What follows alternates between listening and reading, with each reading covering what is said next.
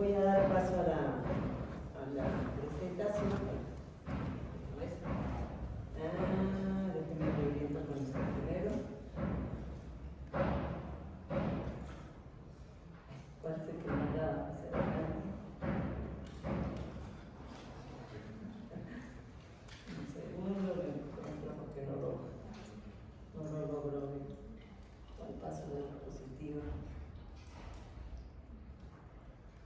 ¿Cuál pasa la diapositiva en este sistema? No la veo.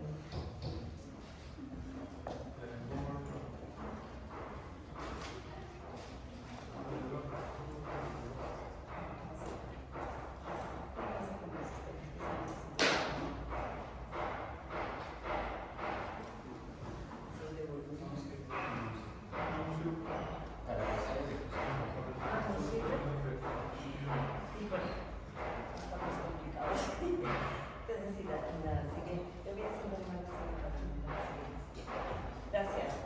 Bueno, entonces empezamos.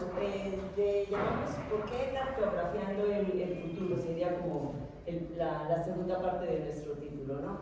Entonces, en este sentido, pues obviamente la interacción de la ciencia, la tecnología, las humanidades, la ingeniería geomática, pues nos traduce estos datos, a ver, creo que este sí funciona, nos traduce los datos y entonces lo que hacemos es cambiar las realidades. No solo estamos viviendo este mundo, nos damos sentido de ponerle una dirección y concretar entonces el mundo en el que estamos habitando, ¿no? Cada coordenada que nosotros estamos poniendo, estamos haciendo, pues es una medición de la historia. Cada mapa que estamos dibujando es una promesa de lo que estamos pensando, lo que estamos registrando y lo que queremos también sobre la construcción de un futuro, ¿no? Entonces hoy en la ponencia quiero invitarlos pues a mirar esta ingeniería geomática más allá de sus instrumentos, de sus software, de sus técnicas y verla como realmente es, ¿no? Una disciplina capaz de escuchar el pulso de la tierra, de traducir este lenguaje en datos y con ellos contar con la historia que nos ayude a tomar las mejores decisiones. En este sentido, entonces, vamos a trabajar esta ponencia que les tengo. El cartografiando, entonces el cartografiar la historia, el cartografiar los fenómenos, nos implica una evolución en la representación. Desde representaciones de lo que era, bajo una historia que nos da una huella, esto es en papel, hecho a mano, en acuarela, pero obviamente es una representación de la época que se quiere, que son las del siglo XVIII y XIX, más o menos. Y esto nos va a traducir entonces en una visualización de lo que era, de lo que estaba, o sea, parte de la historia. Y cada vez vamos cambiando, estos eran los cuarteles de la Ciudad de México, iniciales eran 7, eran 4 y luego se fueron transformando y sus diferentes representaciones. ¿Qué ha pasado? Entonces empezamos a hacer estas representaciones, luego hacemos nuestros mapas y después terminamos en mapas interactivos. Estos mapas interactivos pues es estar viendo la realidad de la situación, la realidad de los estudios. Entonces se desarrollan estos estudios de investigación con una información que crece realmente a velocidades vertiginosas, que la geomática estaba convirtiéndose entonces en este faro de la relación entre el territorio y la humanidad. Por lo tanto, es un puente que nos vincula las ciencias que observan a la sociedad y las que necesitamos comprender. Si lo cruzamos, esta parte de la ciencia y estas representaciones con la ética, la visión y el compromiso, entonces tenemos una manera de planificar y de cuidar nuestro planeta. En estas interacciones y en estos sentidos, nosotros vemos cómo realmente la geomática ha recorrido un gran territorio, ha avanzado muchísimo, desde los levantamientos topográficos y ahora con diferentes sistemas. ¿Sí le puede dar a este que tiene un video? Exacto.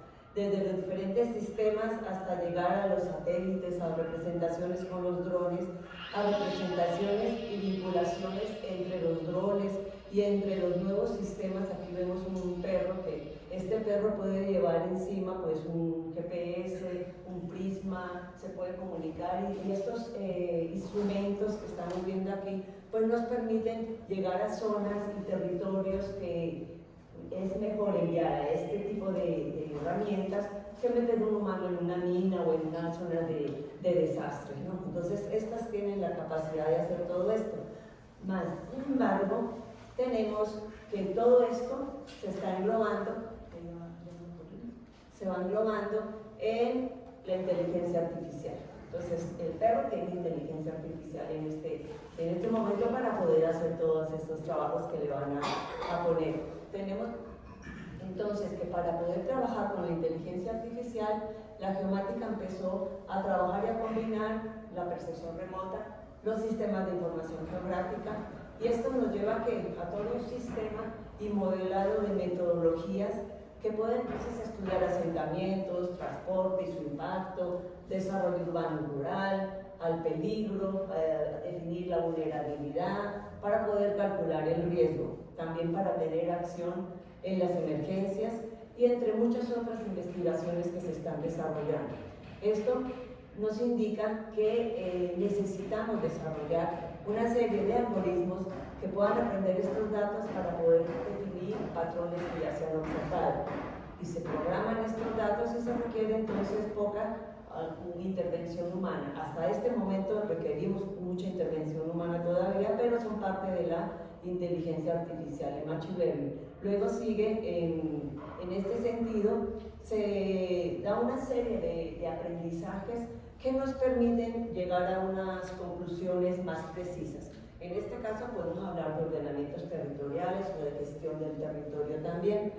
En el desarrollo de la inteligencia artificial, pues vemos cómo tenemos que integrar con inteligencia artificial y Big Data muchas redes y muchos estudios que se pueden estar haciendo. ¿Qué tenemos que hacer? Pues diagramas de redes que nos van a permitir, ¿qué nos permiten estos diagramas de redes que estamos manejando? Las visualizaciones de las conexiones, las relaciones de flujos complejos, entre los datos que contienen información. Entonces realmente aquí estamos manejando información dentro de los mismos datos que estábamos manejando siempre, pero ahora lo vamos a estar relacionando en una red. ¿Qué más nos indica? ¿Qué más tenemos que desarrollar? Pues los datos infográficos, que también los conocemos como tableros de mando, que son esta interfaz entre el usuario y el análisis de estas métricas de los resultados que estamos haciendo, de los reportes.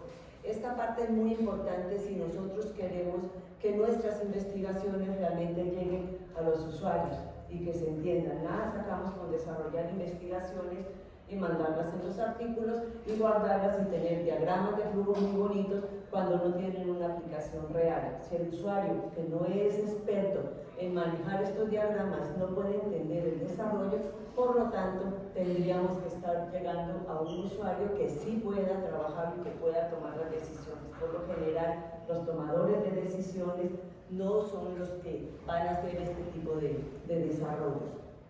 En el siguiente, por favor. ¿Qué tenemos entonces? Un análisis en tiempo real que me pueden predecir cambios. Y además vamos a hacer las proyecciones. Por favor. Aquí tenemos, por ejemplo, una proyección que se hizo en esta zona.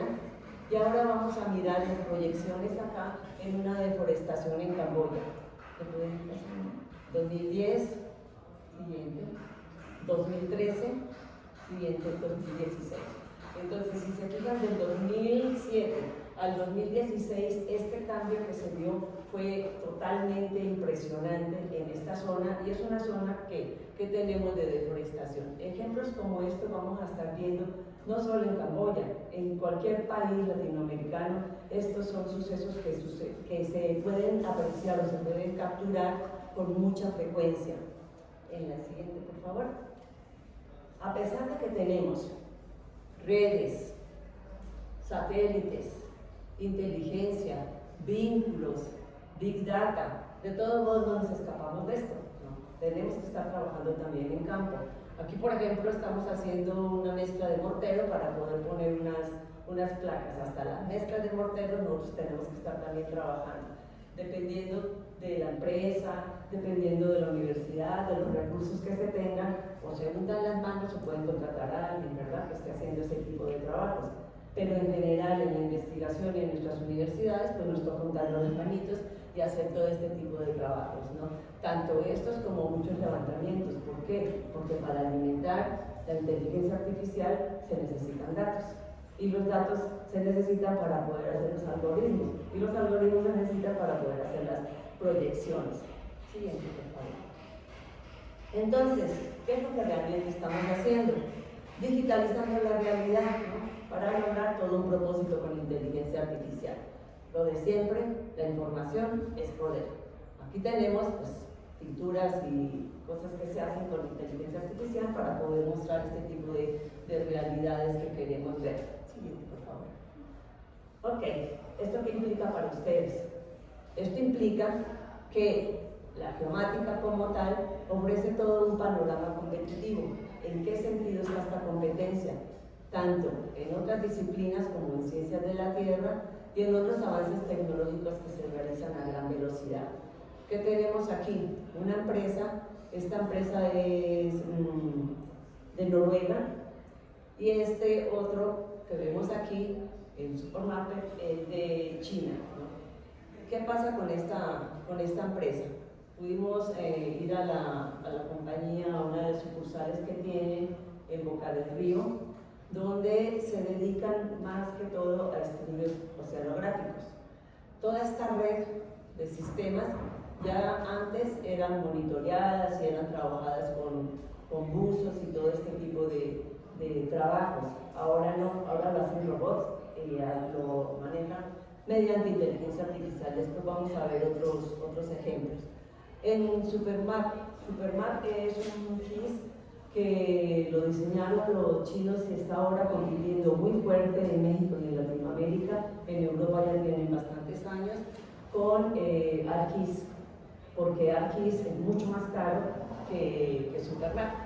Supermap es un software que une todo lo que hace QGIS, lo que hace ArcGIS, y además tiene inteligencia artificial y tiene los dichosos tableros de mando que se pueden desarrollar muy fácil, facilidades para que el que no programa en Python pueda hacer también tableros de mando.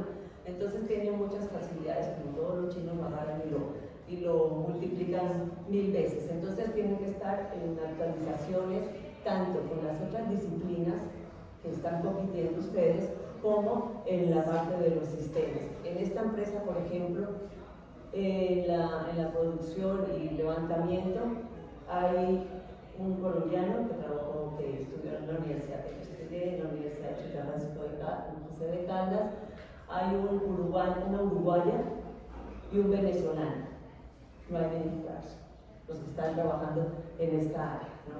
Están los mexicanos en el proceso de ir en el barco, de aventar el aparato, pero no en el procesamiento de imagen. Entonces están perdiendo realmente un gran mercado que se está viendo en estas compañías internacionales, que necesitan saber 2 idiomas, además del español.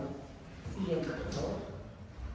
Entonces entramos a una serie de comunicaciones digitales, ¿no? Estas comunicaciones digitales pues van a hacer este tipo de representaciones, donde podemos tener representaciones en la nube, representaciones a nivel local, o podemos tener también una serie de representaciones híbridas. Esto quiere decir que algunos proyectos ustedes los van a poder manejar en la nube, y otros proyectos, cuando son privados, en general tienen información confidencial. Entonces estos proyectos no se pueden trabajar en la nube. Hay ahora sistemas que ya te permiten trabajar muchos datos en la nube, como datos en Google, en ese tipo de información, pero cuando tienen restricciones de privacidad, pues ya no se puede hacer ese tipo de procesos, se tiene que descargar. Por lo tanto, tenemos que trabajar en los 3 sistemas, ¿no? Siguiente, por favor. Además, siempre ha sido la ingeniería geomática un gran conector, como decíamos, un puente entre diferentes disciplinas, y siempre ha sido esta disciplina un soporte que le decimos silencioso porque no se ve realmente el aporte o no se expresa, ¿no? No se divulga mucho esta parte de la participación en la ingeniería geomática en diferentes procesos, en la planificación urbana para que sea resiliente, en la gestión de los recursos para que sea sostenible, en la exploración geológica, en la prevención y atención del riesgo, respuestas a los desastres. Esto ahora está en boga. En la prevención ambiental también le está dando mucha importancia. Esto a raíz de la cantidad de inundaciones que estamos viviendo en las diferentes ciudades en México. ¿Por qué? Porque esta prevención ambiental implica que se tienen que cuidar los bosques, que se tienen que cuidar los árboles. Y entonces, a medida que se esté talando y se esté haciendo este tipo no sé, de aprovechamiento en los recursos de minerales, en los recursos naturales, pues vamos a estar sufriendo cada vez más este tipo de problemas y de inundaciones y de deslaves, porque no hay soporte para el suelo, ¿no? Y entre muchos otros que vamos a estar dándole una gran visión al problema que estamos viendo. Siguiente, por favor. Aquí les voy a presentar algunos de los proyectos que se han estado desarrollando, los problemas que tienen y cómo se han atendido. Siguiente. Tenemos, respecto a la parte ambiental, podemos hacer ordenamientos territoriales, la regularización, en este caso fueron 24 asentamientos regulares en Tlalpan, 22 en Tláhuac. Entonces esto nos lleva a hacer análisis no solamente de los asentamientos irregulares, sino de todo lo que hay también en suelo de conservación. En la Ciudad de México hay un área que se declaró como suelo de conservación y otra parte que es la urbana, pero de este suelo de conservación, que realmente correspondía como al 59% del territorio de la ciudad, ahora prácticamente estaremos en un 30%, estamos ocupando muchísimo este suelo. Y entonces esto nos permite obtener este tipo de ocupaciones y registros. Aquí este es el primer atlas que incluye estudios específicos sobre asentamientos humanos irregulares, donde nos da una condición. Esto no se hacía en los atlas de riesgo y se empezó a implementar en Tlalpan en este caso. Siguiente para que se vaya viendo. Tenemos entonces aquí los atlas de riesgo que se hizo de Tlalpan, de Álvaro Obregón, y a medida que vamos haciendo, se van desarrollando nuevas técnicas y nuevos visualizadores para poder que esta información no se esté perdiendo. Y esto nos lleva a un sistema geotecnológico de gestión territorial, así lo llamamos, que realmente se hizo ya para la tercera fase del atlas de Álvaro Obregón, donde lo van a poder, siguiente por favor, lo van a poder ir viendo. Otra parte interesante, hicimos también catastro para la atención de emergencias. ¿En qué consistía esto? En poder hacer el cálculo de la vulnerabilidad para predios aledaños a instancias educativas, en este caso fue instancias infantiles.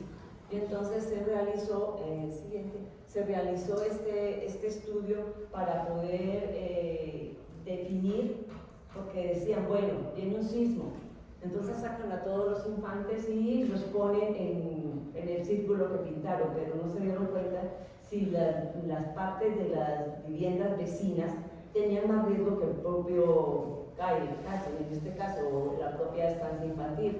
Entonces se hace todo un estudio de la vulnerabilidad predio a predio en 1 kilómetro alrededor de cada una de las estancias infantiles para poder ver cómo llegan también los servicios de emergencia, si hay cambios, si no hay cambios en esas zonas, este tipo de información. Y en el último que hemos estado trabajando es la generación de esta red topogeodésica para estudios de inundaciones o encharcamientos en Ciudad Universitaria. Entonces se hace la red, y en función de la red se vincula absolutamente todos los edificios, todo el campus de Ciudad Universitaria, y se hace un monitoreo ya y un escaneo específico de cada zona resultante del modelo digital del terreno que viene de un producto de LIDAR, y en ese modelo entonces se identifican 15 puntos de atención crítica, y eso es lo que se está modelando. Siguiente, de hecho va a haber una presentación el 3 de septiembre de este proyecto. Si lo quieren ver, lo van a pasar conectándose al Instituto de Geografía. Y el análisis de contaminación de subsuelo en Milpalta y Xochimilco. Este es una nueva metodología que tenemos diseñada, y entonces es como un protocolo que se implementó para las dos alcaldías, y de cómo están contaminando el subsuelo, además de haber hecho cálculos ya en otros lados de sellamiento de áreas de infiltración. Siguiente, por favor. En este caso, pues siempre tenemos que reconocer que no somos todólogos y tenemos que tener una colaboración entonces interdisciplinaria.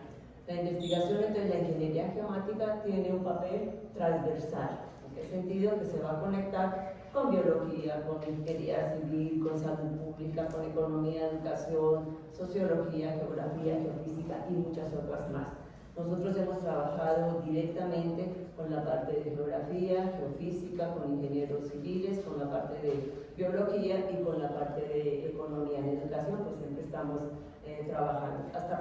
Para poder diseñar un robot, pues también tenemos que tener diferentes conexiones: robótica, física, mecánica, el diseño industrial, para poder tener este tipo de desarrollos. ¿Sí? ¿Otra vez? Siguiente. ¿Qué hacemos entonces? Pues sencillamente nosotros estamos haciendo una serie de planos o de shapes, como lo queramos llamar, que van a interactuar entre ellos, y podemos llegar a qué nivel, hasta un nivel que queramos, para poder ver el subsuelo. En esta parte, para poder ver este subsuelo, entonces nosotros usamos resistividad eléctrica, donde me puede definir algunas zonas que pueden tener una cavidad o una mina o alguna falla en el suelo, y por lo general arriba están las viviendas, ¿no? Entonces vamos a hacer este tipo de modelado. Siguiente, por favor. Dentro de los estudios socioambientales, llena la diapositiva, por favor. Hemos hecho también pues bastantes estudios donde antes entregábamos los productos en esta forma impresa, con discos con planos de 90x60, con formación digital, ¿no? Este estudio, por ejemplo, nos dio una gran lección. Este estudio se hizo para la Secretaría del Medio Ambiente y lo entregamos, y obviamente en el estudio pues informábamos en una década cómo se había perdido suelo de conservación y la responsabilidad que tenía en las políticas del gobierno en este tipo de fenómenos que se estaban dando, ¿no? ¿Qué pasó con el estudio? Cambiaron de gobierno y se desapareció. Entonces el estudio se perdió. Ahora lo estamos reactivando para poderlo hacer en una nueva década, o sea, esto fue el 2015, se va a hacer al 2025, y se va a mirar la proyección que se hizo de qué sucedería si no se hace nada. Y entonces ahora estamos apenas para comprobar si realmente sucedió lo que dijimos que iba a suceder, porque no se hizo nada, ¿no? Y esto que nos permitió generar toda una metodología en función de factores socioeconómicos, con todos estos variables, factores socioterritoriales con todas estas variables, y factores ambientales, que esto me iban a dar un indicador de áreas críticas de ocupación. ¿Qué aprendimos de esta lección? Que lo que hiciéramos en la UNAM, por lo general, teníamos que tener un acuerdo de tener en las bases de colaboración, de tener la información en los servidores de la UNAM. Eso lo hicimos para la Atlas de Álvaro Obregón, y ahí esta información no se perdió. Han cambiado 3 veces de gobierno y siempre hemos tenido la información. Hemos trabajado 4 años ya con la alcaldía y la información sigue ahí. Entonces fue una de las ventajas que aprendimos con este tipo de proyectos. Siguiente, por favor. Otro proyecto que se hizo, y esto fue una alumna de geomática para su titulación, hizo todo un estudio al sur de la bahía de Sebastián Vizcaíno, que permitía ver en toda esta zona, esto es en Baja California Sur, determinar dónde podían estar las zonas que podían servir de infiltración o de acumulación del agua para rescatar la zona que se estaba estudiando, pues, ¿no? La de Sebastián Vizcaíno. Y pues obviamente para eso teníamos que tener toda una serie de estudios de temperatura, cantidad de precipitación, modelos digitales de terreno y todo lo que necesitáramos para poder hacer estas proyecciones en el estudio siguiente, por favor. Otro estudio que nos pareció muy interesante es este que encontramos en un artículo. En un artículo nos decían que en este punto de acá había emisiones de dióxido de carbono en el subsuelo. Entonces, ¿qué hicimos? Ahí no se alcanzan a apreciar, pero hay una serie de puntitos azules aquí alrededor donde hicimos un escaneo del subsuelo también, porque qué posibilidades decían en el documento que aquí podía estar formando un volcán, ¿no? Y esta zona está totalmente habitada, ¿no? Claro, de aquí a que se forme, pueden tener también otras condiciones, pero ya nos está indicando que aquí hay algo que hay que monitorear, que está pasando algo y además está en una zona habitada bastante densa que puede afectar pues, muchas áreas de esta. ¿Qué niveles también tienen que tener en cuenta para la elaboración de los atlas de riesgo? Entonces hay variables que define Senapred y hay variables que cada entidad puede definir por decreto. Entonces tienen que revisar tanto la política del desarrollo de estos atlas como la local, ¿no? En este sentido también las variables son bastantes, las que están pidiendo, y piden mucho con pocos recursos. Siempre va a ser así con el gobierno, ¿no? Entonces, además te dicen el producto que debes tener y también el nivel de estudio. A mayor nivel, mayor número, es mayor el detalle que se tiene para el desarrollo de estos atlas, ¿no? En este sentido, nosotros unimos todas las variables de Senapred con las variables del decreto que definía. Y entonces, a partir de eso, se hicieron todas estas variables que se analizaron. Este atlas, pues obviamente requiere de mucha información. Y recuerden que la información y el trabajo de campo es lo más caro. Entonces es lo que más tienen que empezar a programar muy bien en sus proyectos.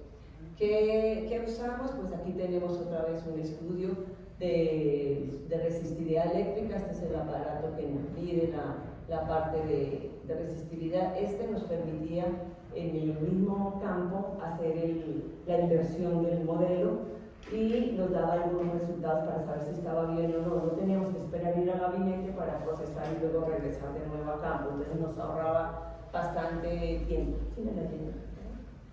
¿Qué obtuvimos con este tipo de estudios? Varios puntos de modelado, donde nos podíamos, a partir de esto, definir distribuciones de frecuencia, que nos daban una serie de valores de cocientes espectrales donde iban a manejar, donde se iba a manejar y decir, bueno, estas zonas aquí son las zonas de más alto riesgo. Todo esto mediante una vinculación interdisciplinaria. Siguiente, por favor. Ok, no solo son cosas físicas, no solo es estudiar el suelo, también se tienen que tener estudios sobre la parte social, la socioeconómica. Tenemos estudios aquí de inseguridad, que estas capas por lo general en los atlas se dejan como para usarlas directamente los propios de las alcaldías, no a nivel público general. ¿Por qué? Porque aquí viene una parte de la ética. Si te dicen que aquí hay mucha inseguridad, pues estos predios van a bajar económicamente o catastralmente, van a valer lo mismo, pero socialmente valen menos. Si yo veo este mapa, no voy a comprar en esta zona, este tipo de situaciones. Sustancias químicas, de peligros o riesgos por aglomeraciones, donde hay tianguis, donde hay mercados, donde hay actividades de fútbol, este tipo de cosas. Y entonces nos lleva a poder manejar, poder interpretar o generar diferentes formas de visualización y diferentes mapas. Esta liga, pueden entrar, si quieren desde ahora, pueden entrar a esta liga y van a ver realmente cómo un sistema geotecnológico de gestión territorial de la alcaldía sirve para eso. Esta liga es una liga que ustedes pueden manipular muy bien, que pueden trabajar muy bien, porque saben de sistemas de información. Entonces, esta información que tienen ahí son más de 300 capas de información las que pueden combinar para obtener diferentes resultados. En este sentido, no solo es generar este visualizador requiere mantenimiento, evolución de los sistemas que se tienen para poder hacer esta gestión.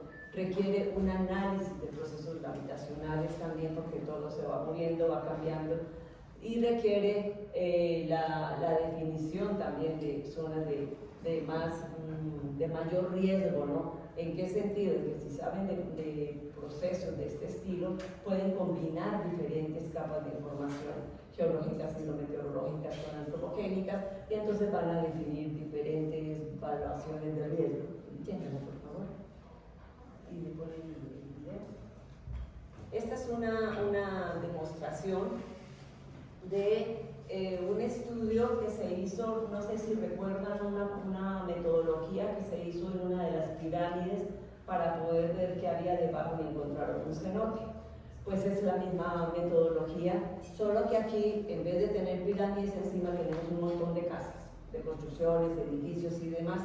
Y entonces aquí van a ver cómo se va modelando en diferentes niveles, tanto de horizontales como verticales, la información. Y obtenemos entonces las diferentes cuevas que hay o minas que se tenían en la zona debajo de estas casas, y mediante los perfiles que les he mostrado podemos ver si en estas zonas la parte del techo de la mina tiene alguna infiltración de agua. Si tiene una infiltración por agua, bien sea por tubería o porque está roto el pavimento o lo que sea, pues este techo de mina va a colapsar.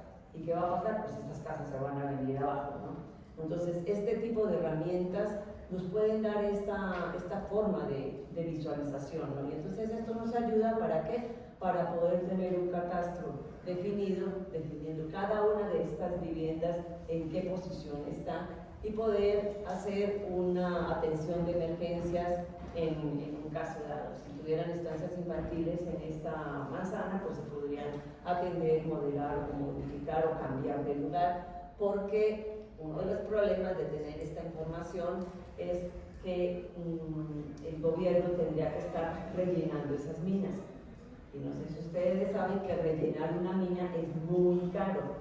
Y entonces, en muchos de los casos encontramos que estas minas, por ejemplo, le metían camiones que no servían, o le metían cascajo, le metían cosas que realmente no servían para poder hacer una buena regeneración de los campos de estas minas o de estas oquedades que se encontraban. Siguiente, por favor. Aquí tienen al sistema que pueden entrar, al que tienen la liga ustedes, y van a poder ver aquí esta estructura donde pueden ir prendiendo o apagando capas. Aquí son puntos de afectación, donde han ocurrido algún tipo de siniestro, y entonces se van dibujando por años. Entonces podemos llegar a ver zonas donde han ocurrido más, o año con año están sucediendo eventos que tienen que ser atendidos. Aquí hay de venta de narcóticos. Siguiente. Y este es otro de las aplicaciones que les mencionaba del cálculo del riesgo de contaminación del subsuelo. Se calcula la vulnerabilidad, se le calcula la peligrosidad, y en el siguiente se puede ver el riesgo. Entonces ya aquí se calcula cómo estas zonas tienen un alto riesgo de contaminación del subsuelo en esta alcaldía. Siguiente. La colaboración que hemos estado platicando. Ejemplos totalmente diferentes y demás. Tenemos por aquí uno que se hizo para el estudio de la movilidad en asentamientos de diferentes tipos. Entonces se encontraba de todo. Aquí el esquema, la forma en que se fue desarrollando, y de este lado lo que se quiere demostrar es Por ejemplo, esta, si se fijan, esta palma, realmente aquí no la tenemos, ¿no? Son palmas grandísimas, dejamos la persona para que pudieran ver el tamaño que tiene, ¿no? Y diferentes palmas. Esta zona es una zona bastante grande, y ¿quién cree que esto antes era un basurero? Aquí era donde echaban la basura. Se demoraron 5 años, esto es en las Islas Canarias, se demoraron 5 años para poder regenerar esto, hacer drenajes, hacer 20.000 cosas, y trajeron palmas de todo el mundo. Tienen palmas de todo el mundo en esta área, ¿no? Y son, pues la verdad, una belleza.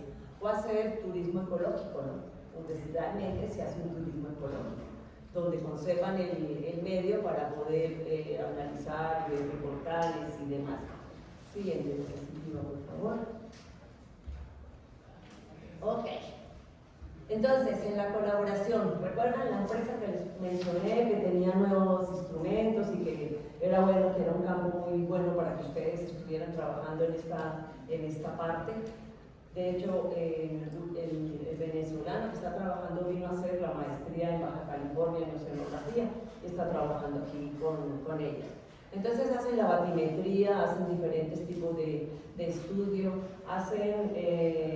nos contaban de un hecho que hicieron en el Canal de Panamá, donde obviamente tienen que estar revisando las especies y todo lo que tiene, la estructura que tiene. Y entonces esto lo hacían los buzos, y cuando los buzos se sumergían, obviamente se levantaba todo el fondo y no lograban ver demasiado. Entonces, para las paredes, para mirar las oquedades de las paredes, lo que hacían era meter su piecito, y entonces hasta donde llegara decían, ah, bueno, si tiene tantos metros o tiene tantas cosas, ¿no? Ahora no.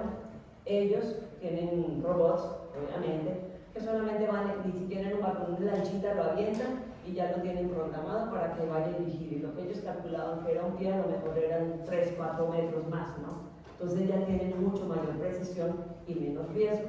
Pues esos trabajos ya los hacen también los robots en esta compañía. Bueno, islas de calor se han estudiado ya bastante, las formas de representación y los diferentes modelos que se hacen, pero esto tiene que ver pues, con la parte física, pero también hay una parte social, ¿no? Este es un desarrollo en Colombia de asentamientos irregulares, y si se fijan tienen un lavadero común, pero miren el lavadero, está sobre piedra realmente, ¿no? Entonces aquí lo que hicieron fue un estudio para ver el riesgo que tenían las viviendas, para mirar las condiciones de trabajo, de lavado que tenían, y ver esta agua pues, hacia dónde se estaba yendo, dónde se infiltraba toda esta agua, y hacer todo un proceso para que estas personas pues tuvieran una mejor condición de vida. Bien, por favor. Y llegamos a la parte más impresionante, que es lo que tiene que ver también con todo el desarrollo de inteligencia artificial. Les presento a Optimus, que es el humanoide que trabaja en Tesla, a Atlas, que es otro robot laboral. Este salta, esquiva objetos, hace maromas, o sea, los robots tenían problemas en correr sobre zonas inclinadas.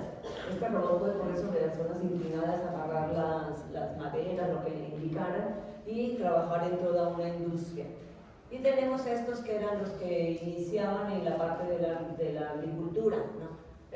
El dron que venía, vigilaba y decía, bueno, este producto necesita agua, se necesita químicos, y así sucesivamente, ¿no? Ahora ya eso evolucionó, ahora es esto. Esto tiene 8 drones equipados con 3 o 4 cámaras cada dron, donde viene y cosecha manzanas. Él sabe, con esta punta que tiene aquí, se acerca, mira la zona de las manzanas, ve el color, el peso, si está sana, si no está sana, y llega, la captura y la bota en la máquina. Y hace la cosecha las 24 horas del día, no le pagan seguro, no tiene incapacidad, ¿no? Entonces trabaja de día, de noche, y tiene una eficiencia total, porque además todos los registros se los llevan, obviamente, y hacen todo un estudio de la zona del cultivo. dice qué plantas están con manzanas más pequeñas, qué plantas están enfermas, cuáles necesitan más agua y todo lo demás. ¿A partir de qué? De una serie de drones que están recolectando manzanas. Esto lo hicieron en Israel porque tenían campos agrícolas de manzanas en este caso, muy grandes, y no había gente que pudiera recogerlas, se perdía mucha parte del cultivo. Entonces idearon este tipo de procesos para poder hacer la captura. Ya lo tienen en Chile, ya lo tienen en Estados Unidos. Es una cosa que se está implementando en gran escala ya para la cosecha de productos, no solo manzanas. Ya ahora tienen diferentes productos que pueden estar recogiendo y los dejan empacados, o sea, ahí las manzanas entonces salen en grandes contenedores, pero la manzana que llega ya está filtrada, ya no la tienen que escoger. Y en otros productos lo que hacen es ya en contenedores más pequeños y ya los van sacando también. Desde un teléfono celular lo pueden controlar y tienen una gran estación que le da el mantenimiento. Siguiente, por favor.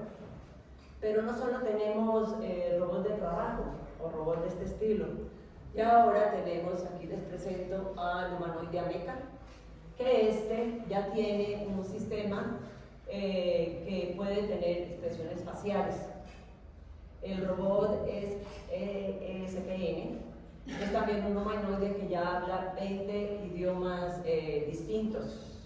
Aquí tenemos a Sofía, que combina a 3 redes neuronales de inteligencia, identifica gestos de las personas, y entonces sabe si está triste, si está alegre, cómo está, y a los movimientos. Esta tecnología pues está en GPT-4 y hace que sea entonces más expresiva y más diestra y autónoma. También tenemos a Aida,